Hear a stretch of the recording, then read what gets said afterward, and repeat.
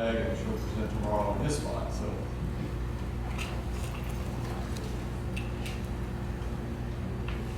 You probably said the last time was the last time that we hear you.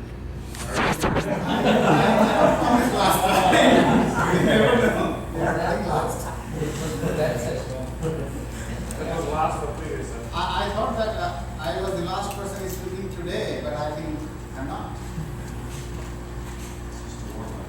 Yeah.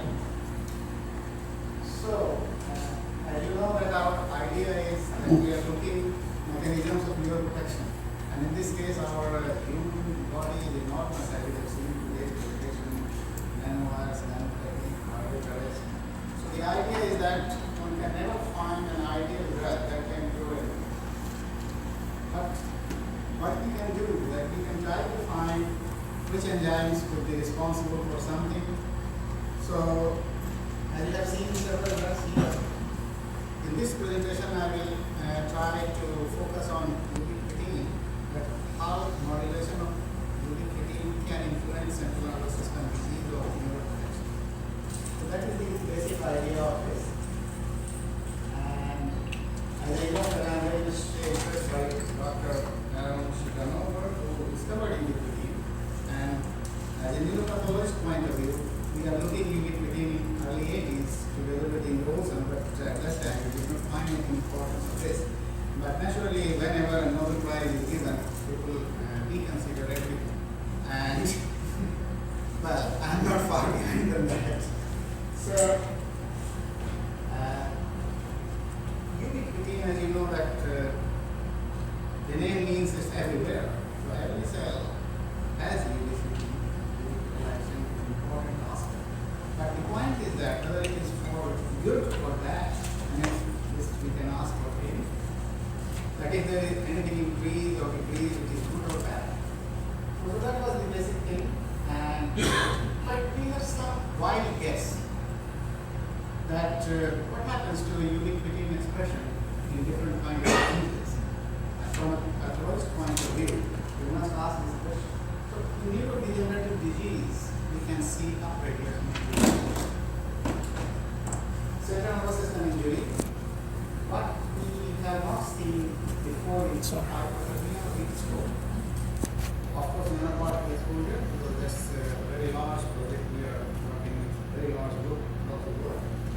And the point is that can we modulate ubiquitin for the advantage of neuroprotection? But the problem is no suitable drugs are still available that can modulate ubiquitin expression. But some American companies recently, 3 years ago, have come up with a drug. And they are used for entirely different purposes. And some kind of kidney disease or some other metabolic disorders. So this is an example of overexpression of ubiquitin in Parkinson's, Alzheimer's, or ALS. This is not my work. They are taken from different authors.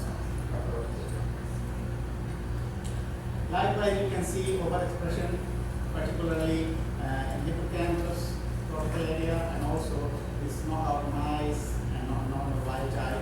It occurs in almost many CNS pathological conditions. So it means that whenever our nervous system is challenged to pathology, ubiquitin expression, and then one can see this.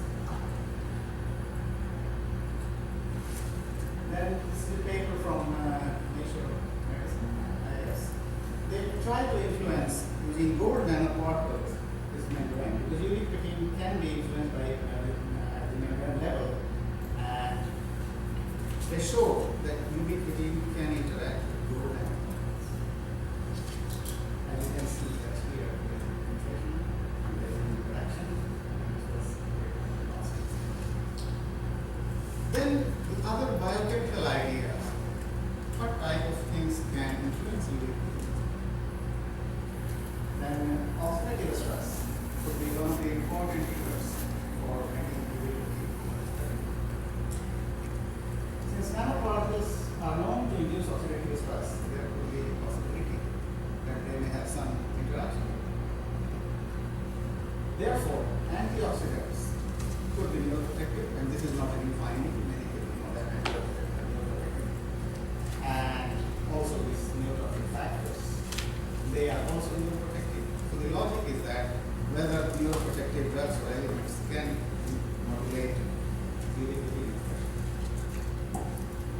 The other question is that ubiquitin is also very related to the cellular stress proteins. So whenever this is upregulated, there are different kinds of cellular stress protein, smaller one, SSP27, could be upregulated. Here we are focusing on spinal cord injury because one of the major bleeding causes in periphery, explosion or direct injury, but not only multiple civilians are injured in this way, motor vehicle accident, and it has different cases depending on where it's happening. So we used a model, and again coming to the blood direct probability. This is a rat model of spinal cord injury, where we can see that lamina is about 12 angstrom in diameter. It's penetrated in the lamina here, but it is very cellular specific. Only one cell showing permeation, but not the others. It's very specific phenomena of membrane permeation. Of course, here we can see in rat model that there is a degradation of myelin basic protein as compared to this normal one. What is its relationship to the human cases then? When we went to the University of Perth, Australia, Dr. Ubiquitin, some of you might know, he's a great nephrologist, and he has a wide collection, and he has own institute in Western Australia.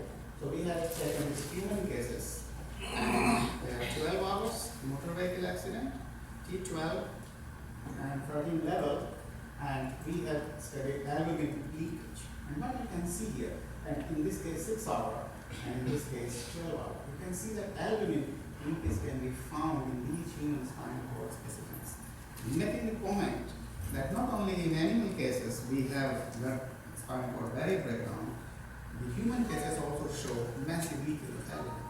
So there is some relation between animal model and human cases. Then we studied, of course, this heat shock protein 72. Why 72? Because this is normally not expressed in normal cells. This is induced. And when SSP72 is induced, means that the stress reaction could be occurred. This is a question of still discussion that those cells showing SSP72 are good for survival or we are going to die. I mean, we have other pharmacological experiments. So the first point, we have given a drug here. It could be anything, but in this case, this is cerebralizing, and we can see that under identical condition, these heat shock protein levels were not so much upregulated. It means that expression of inducible form of heat shock protein showing that these neurons are either irritated or going to be damaged. This cerebralizing was regarded as one of the important tools to study neuropathological changes, especially in neuropathic pain. And therefore, this nanoviral, we are very happy to see that we have some good nanoviral data. So this is the session that I am chairing in Society for Neuroscience. This is on room 150B and this is on 16 in the morning. And the title is Traumatic Brain Injury, Exploring Mechanisms and Interventions. So there are new mechanisms probably we will discuss. We have lots of new paper in this area. So if anyone you are coming, most welcome. And regarding again, I'm showing the pictures that the problem is quite severe, missile explosion, release of nanoparticles. Our soldiers are breathing almost every day.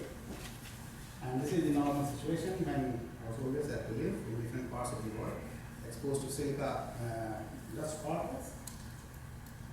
This is another situation. These are 5 pictures from US military. This is another example. Anyway, the point is that so the people who are making our borders secure or making our whole world peaceful, they are facing lots of problems. And so therefore, silica, carbon, and many other things. So what we did, we tried to expose in experimental conditions. Again, I tell you that you cannot simulate human situations in any, but it is good to do something to get some knowledge.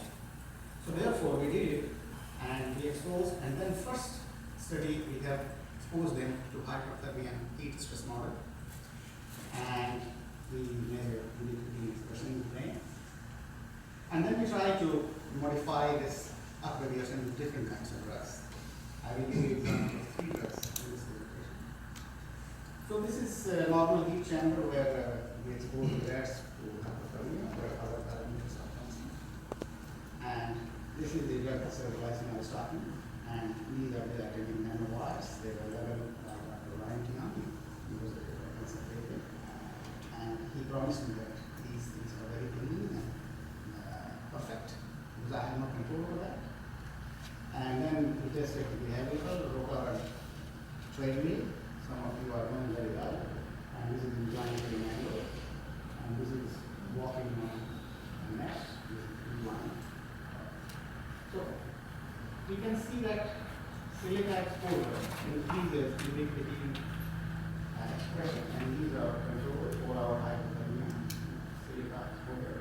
And then the treatment is sterilizing and sterilizing with silica. And then we could not find anything, so there are also some data on NMR sterilizing. So what you can see that this 4-hour heat exposure is controlled in expression, and silica exposure has increased. And then when we have treated normal cases without silica exposure, the drug was very fine. But when we have included the heat plus silica, the same exposure of the drug was not really good. Therefore, we have to give them nanowire therapy, and we can see the results are much better. This is another example about neuronal damage. The pattern is very similar. The silica exposure increases, and the drug with silica exposure was not so good, and this is given as nanowire. But we can see that we found a tight correlation between ubiquitin expression in different brain areas. It means there must be some relationship at this point in time. And these are examples of immunohistochemistry. You can see that control. There are some 5 or 6 stress, 4-hour heat stress, and silica much more. And you can see here in the situation there is a rising and heat stress. They are not so good. This situation is no silica. Silica is good. But when we have the nanowire, same thing happens with neural injuries. You can see that when nanowires are sterilizing even with silica, the neurons are much more rescue as compared. The question is, we do not know how neurotrophic factors modulate this degradation or ubiquitin expression. So the question naturally comes, what about the antioxidants or proteasome-inhibiting drugs? So we use 2 different kinds of drugs. This is antioxidant from Australia, and this is from pharmaceutical. Here you can see that when we have spinal cord injury, you can also see upregulation. Now later we can see that there is still expression of ubiquitin.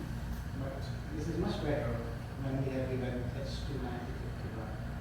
So this shows us 2 things. Obviously, this proteasome inhibitor should be successful, but after making a spinal cord injury, probably other factors are also stimulating this process. Therefore, we have much better control when we have administered an antioxidant compound. And these are the control situations that spinal cord injury and ubiquitin expression is much more elevated when we have used an OR. So one final point here is that ubiquitin cells, and then we have this regular linkage and liver disease.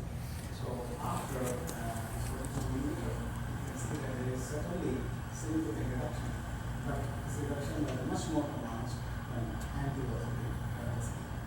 We have no explanation at this moment about this phenomenon that we have investigated with different time points. So on the basis of these results, we can only say that nanoparticle exposure exacerbate ubiquitin expression. It has something to do with neuropathology. And the mechanisms we still do not know. Probably this antioxidant or the rescue mechanism by different composition of neurotrophic factors might be doing much better. Of course, if you inhibit proteasome, then it is also affecting upregulation. How far it is going to control the cellular injury, we have no idea at the moment.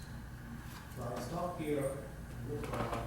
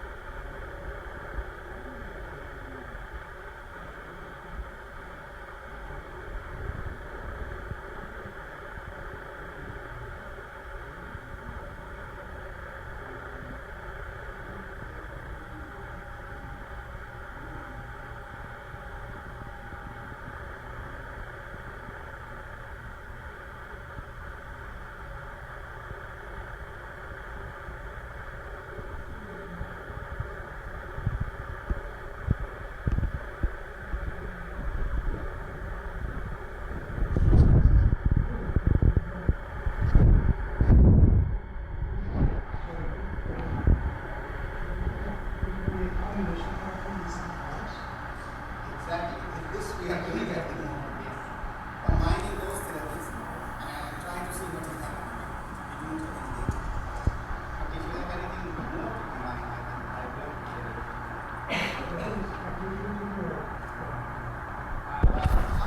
The parameter is up to 24 hours.